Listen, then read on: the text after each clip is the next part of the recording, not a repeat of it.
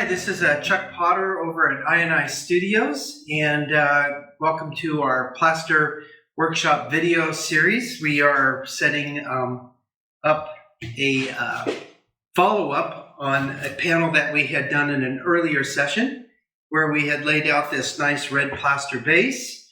And tonight I'm going to show how you set up the secondary layers to allow for some steeping and some other fun patterns that we're going to be putting in this little project.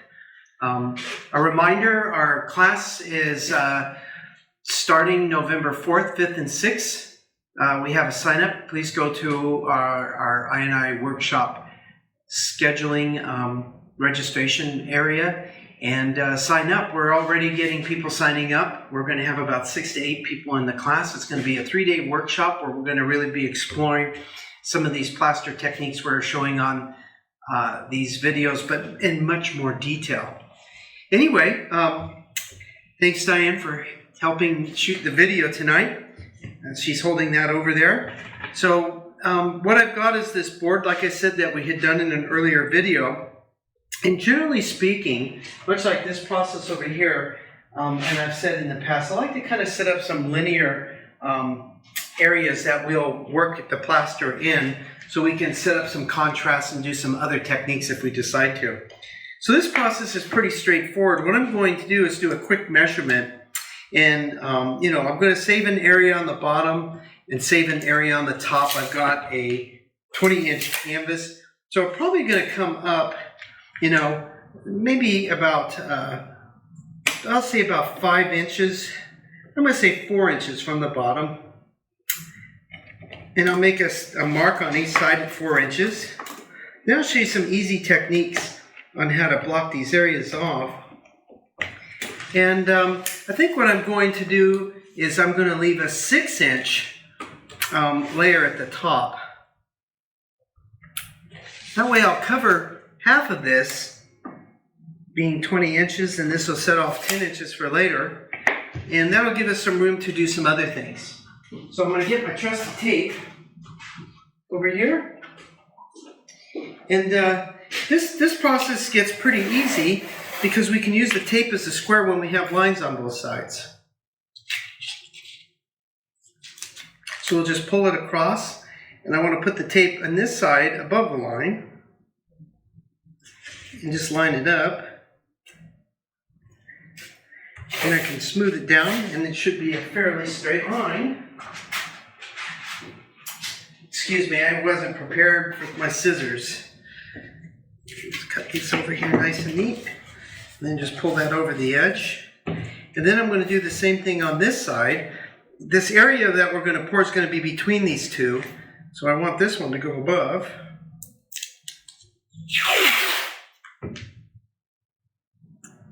Just like that. So now I've got my areas here. This is going to be the area where we lay out the plaster.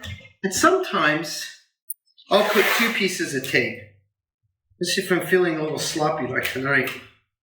That'll basically keep the other areas clean for us. It's a lot easier to put a layer of tape down than it is picking stuff up later and trying to clean it. Some people get cheap with the tape. It's like they do with the paint when we're painting big canvases. So don't get cheap with the tape or the paint. Time is the real commodity when we're talking about this artwork making stuff. Anyway, so again, this is going to be my area that is set up. I might get a little bleed through on this. We'll see. If I do, no big deal. We'll take care of that in the next lesson that we do. So I've got that done. Now I'm going to mix a plaster setup that's not going to be very fine. This is a rough surface over here, and this is a smooth surface over here. Both of these are plaster of Paris mixed with wood pulp and sand. But in this case, I really ground down the wood pulp really fine, and I used a little less sand. This I used more wood pulp. And that's what we're going to do today. We're going to do the chunky version. So I've got about a cup of plaster here, maybe a little too much, we'll see. I'll just put that in my cart here. I've got some wood pulp here. And I'm going to do 1-to-1 on this one. And so 1 part plaster, 1 part wood pulp. Then I always like to add a little sand, just to give it a little bit of binding strength. But this time we're only going to use about a half a cup of sand.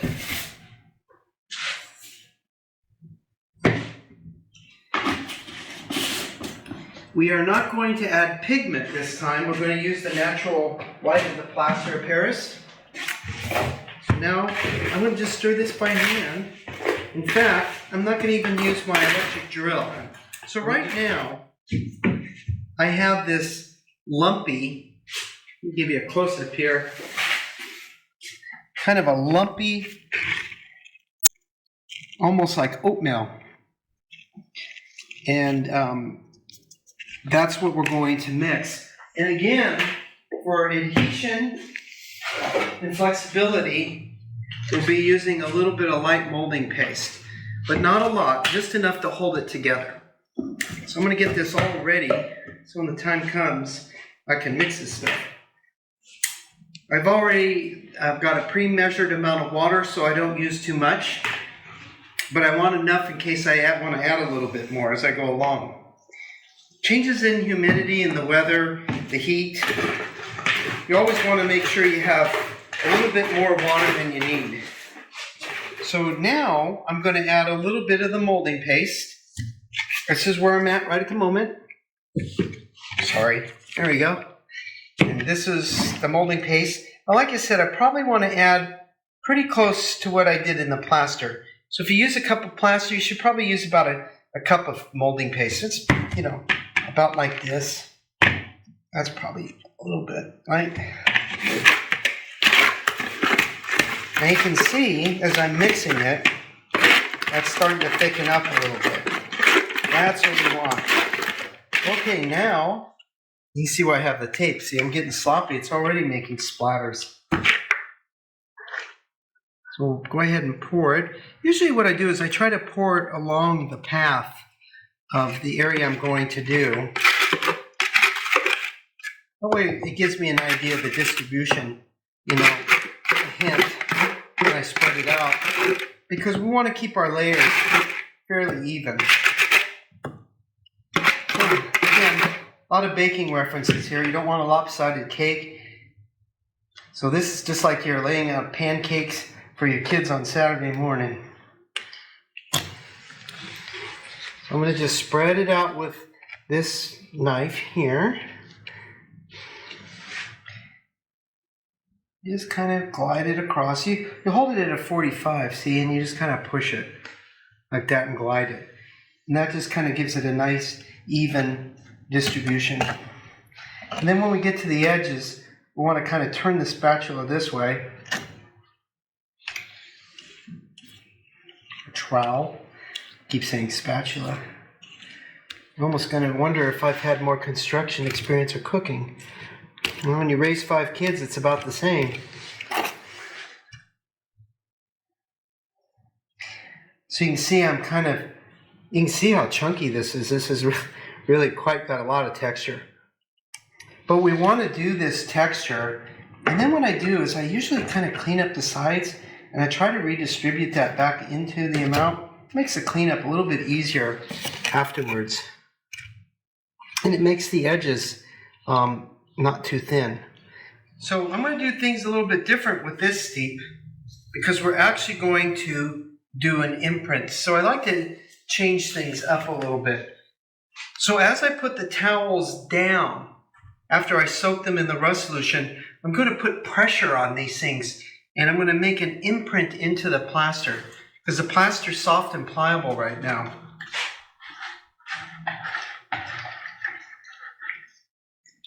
Well, my hands are going to be stained for a week. Oops.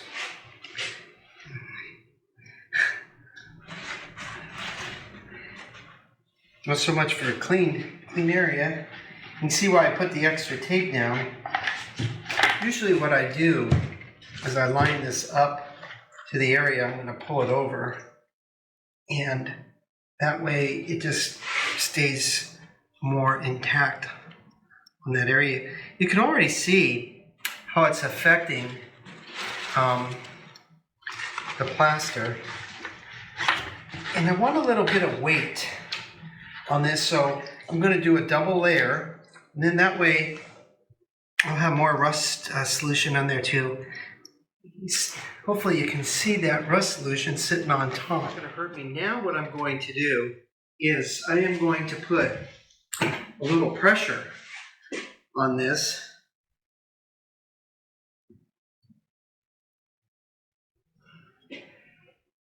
So what this is going to do is embed the feathers into that plaster.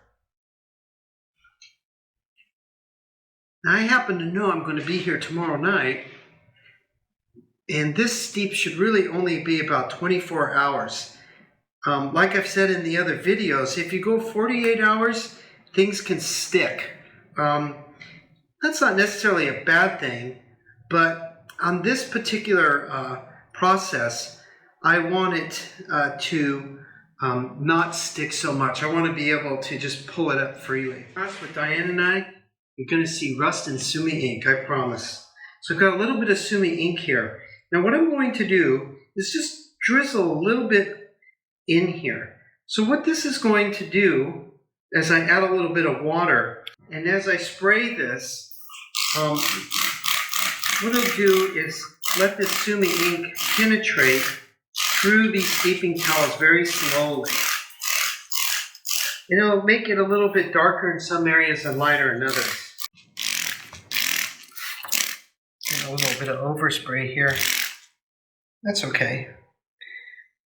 So now everything is nice and wet. I've pressed down firmly. I might do one quick follow-up, just a light press, just to kind of incorporate all these materials together so they'll steep. Should say seep through so they can steep. And then I'll stop and I'll let nature do the rest. So here's a process where I pushed the feathers into it, and they're really dug in, almost like fossils. And Diane was just asking, don't I think that the rust will get into all these areas? Well, actually, they may in some and may and not in others. And if they do, I can always go back and I can paint back over them. I can do other things to lighten it up. But generally speaking, they won't, not on a slow steep. So this was a similar process that I did for these here, except I didn't impress them. I have another example. Well, I hope you enjoyed our little demonstration tonight. This again, it would be a second layer process that we'll be doing, and we'll have more videos to follow up on some of the things you might get in our class, and then you can take our class and really experience the full breadth of all these processes. So again, thanks for sharing your time.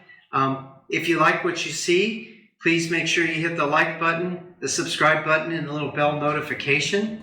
And remember, when you're in the studio, you're making practice, and practice makes perfect. And again, thanks for joining us tonight. We'll see you soon.